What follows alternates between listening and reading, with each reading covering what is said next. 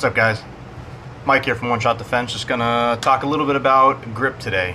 I'm gonna try to start doing more of these tutorials, just kind of talking about basic fundamentals, just to kind of get the brain flowing and get the conversation started. If you guys ever have any questions, or if you have any the why you would like to ask, please do feel free. I'm a why guy myself. I love to know why, so please feel free to ask me. So first and foremost, we'll start off everyone's favorite thing: safety check. Empty magazine well, empty chamber.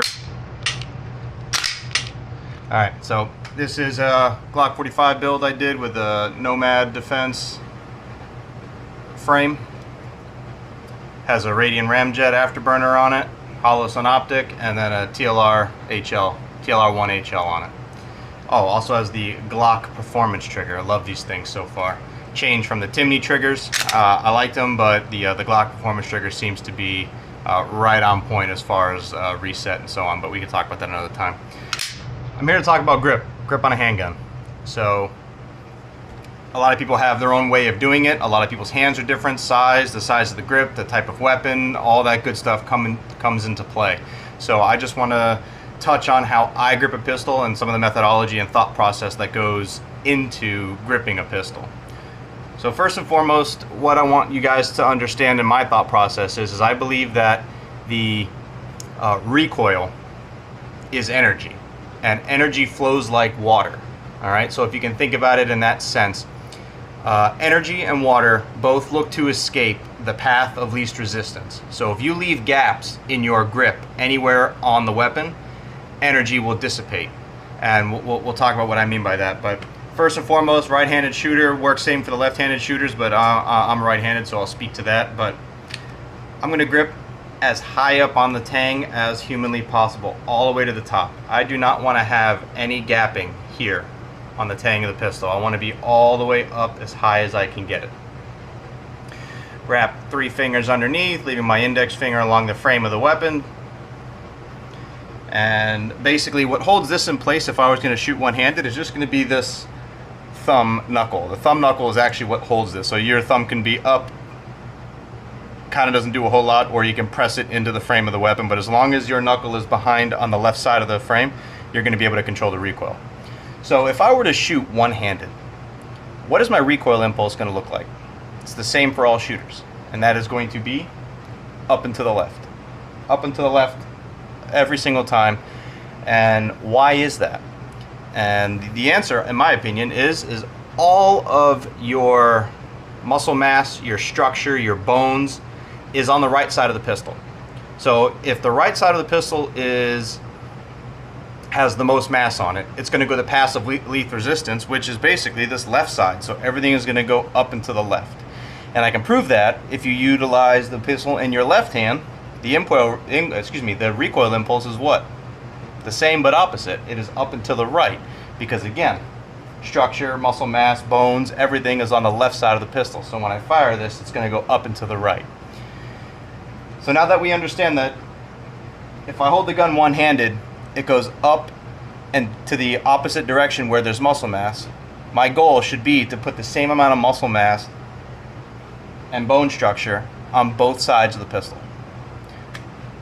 I'm going to fill that gap.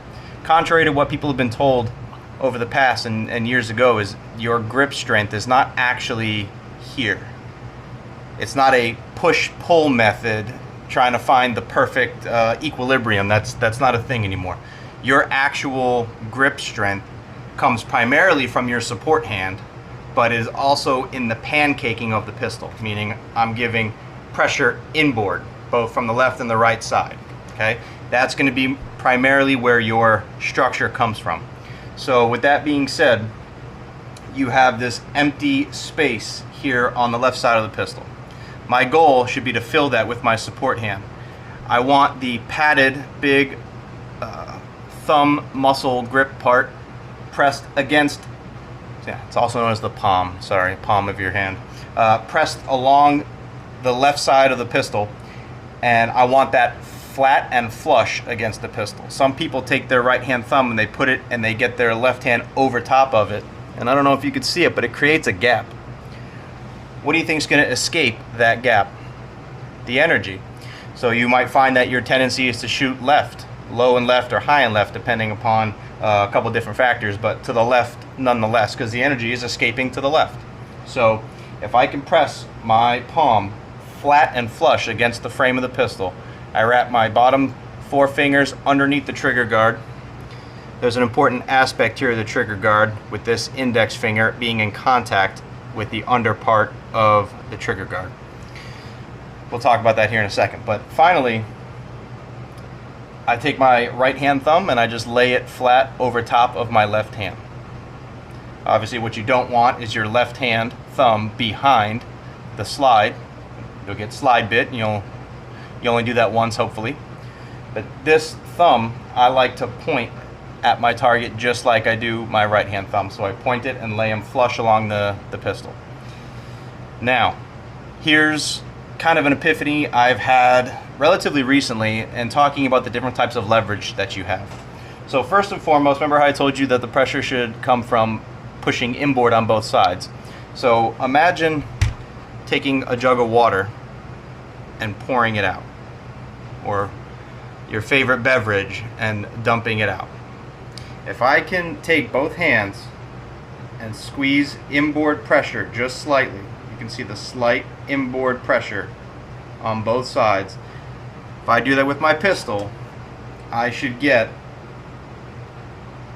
the same amount of pressure or similar amount of pressure on both sides of the pistol, locking it in place.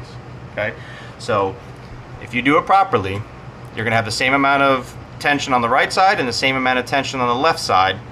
That should cure your left and right wild shots. The last thing is going to be your up and down. And how do we control that? And that is where we go back to the pressure underneath the trigger guard. It's kind of hard for me to show you here, but if you have an extreme thumb forward grip, what tends to happen is when you shoot rapidly or rapid fire, the pistol tends to rock up and down in your hand, causing you to have to readjust or causing you to hit high or low on your target. If you can take this hand and pull back with your palm just slightly, I am now putting a lot more tension underneath the trigger guard on top of my index finger. That tension there is going to help control your up and down recoil impulse. So if I can press left, press right, and then squeeze back and lock it, there's nowhere for that recoil impulse to go but straight back into your hand and body. And that is how I believe your pistol grip should maintain on any pistol. It all works the same. The leverage points are the same, recoil's the same. Doesn't matter what type of platform it is. The only thing that some people need to be careful of is having extended controls, magazine releases, stuff like that. Covering your slide lock or a slide catch can cause, some issues with reloading or dropping your magazine. You want to be careful of that if you got the big hands, but learn and try it out, see if it works for you. If you have any questions, feel free to hit me up in the comments or hit me up in an email, oneshotdefense.us. Visit my website if you have any questions or you want to get some other training. Take care, guys. Thanks.